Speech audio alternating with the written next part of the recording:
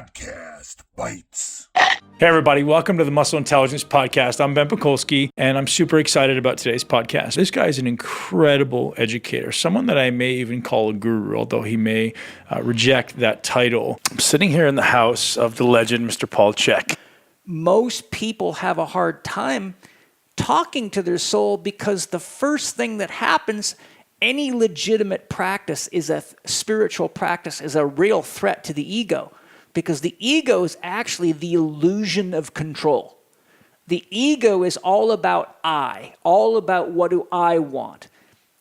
What job do I want? Who's in the way of that promotion? What do I got to do to get them out of the way? What do I want to eat? What's going to make me feel better? So the ego is totally oriented around creating the illusion that it can control its environment and get what it wants.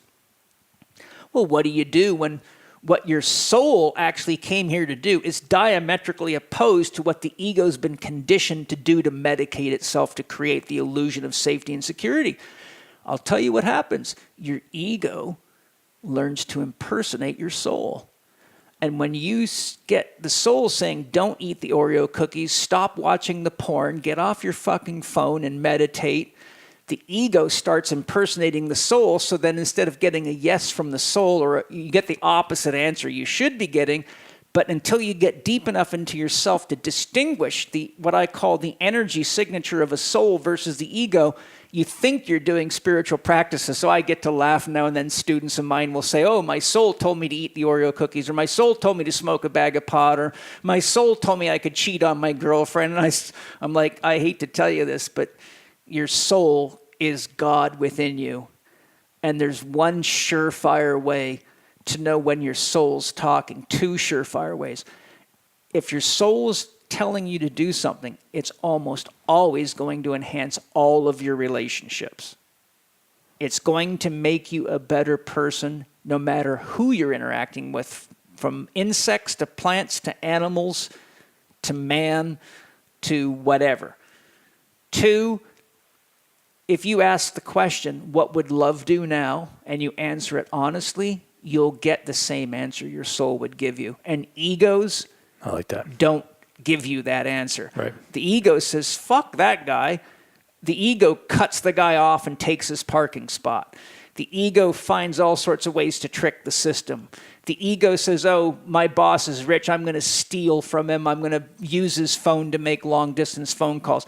That's nothing like the soul operates, right? Mm-hmm. There's a real deep spiritual process that has to go on. But you see, now this gets a little bit deep, but you'd have to say, well, why would God set it up this way? Why go through all this? And you have to understand what consciousness is. There's a lot of definitions of consciousness, but Itzhak Bentov says consciousness is the total information carrying capacity of any system. If God is God and God is unconditional love, then how can God know God until God has an experience? And how can God have an experience unless there is the possibilities of doing good or not doing good, loving or not loving? Right. How can God know what God is until God has some form of embodiment? If God looks in the mirror, there's nothing there. But if God shows up as Ben or Paul and looks in the mirror, this is why we all know when we're looking into somebody's eyes. It's a very private thing because the eyes are the window to the soul, which is God inside of you. So God's kind of a trickster. God's really the consciousness looking through the eyes of everybody at the play, but pretending to be everybody else at the play, right? Yeah. So who Ben is God. Who Paul is God.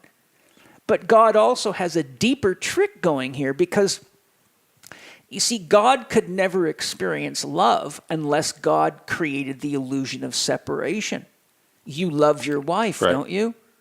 And you feel more when you leave. So what happens is, if everybody in the world was Ben, it wouldn't be so exciting to have sex. Right. Kids would be a trick. Right. So what happens is God separates God into the two polarities of the male and the female, the yin and the yang, the empty and the full, ... And so when we have sexed relationships, male and female, what happens is God is looking through your wife's eyes at you and looking through your eyes at her, but the ego creates the illusion that you're separate people, and now there is a way for love to have currency. If God was just looking at God in the mirror, there'd be nothing to see because God's unconditional. But when Ben looks at his wife or looks at one of his children or both of his children, he sees the illusion that there's somebody else there that he loves. And because he directs his affection toward them, then love actually takes on currency, and God actually has the experience of loving God. But at the level of God consciousness, God knows both of them are God. This is why Osho said, children are born God and the parents beat it out of them. St. Francis of Assisi often had people ask him, how do I find God? That was one of the most common questions he would get, and his answer is profound. Look in the mirror. Are you ready? People said, how do I find God? And he said, what you are looking for is what's looking. What you are looking for is what's looking. Right.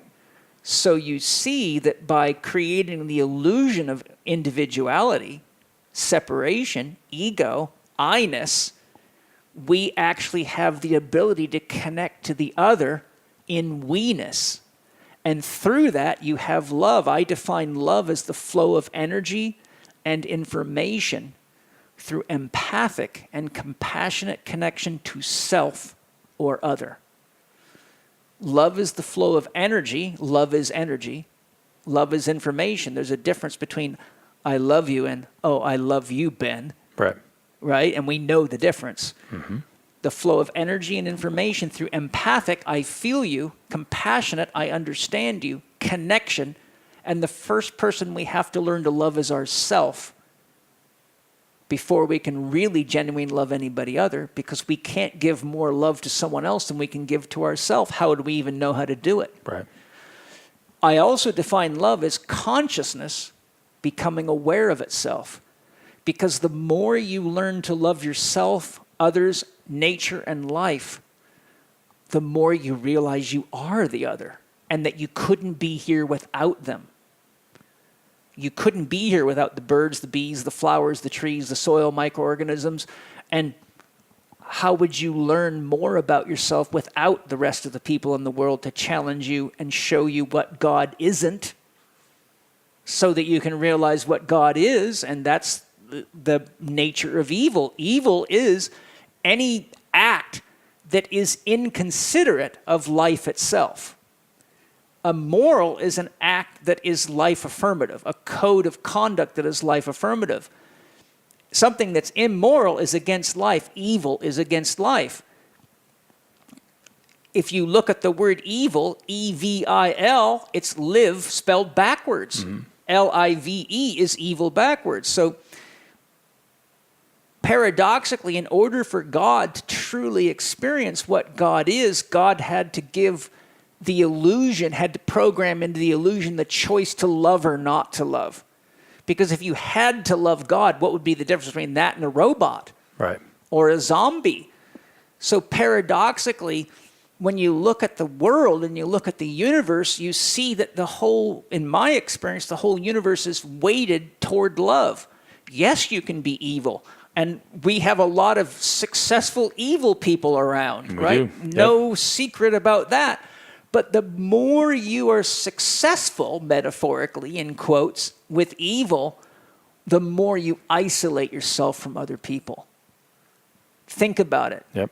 Think anytime you've done something for your own benefit at the cost of somebody else, either to diminish them or to promote yourself or to gain something by cheating, whatever, it always leads you into less trust in yourself.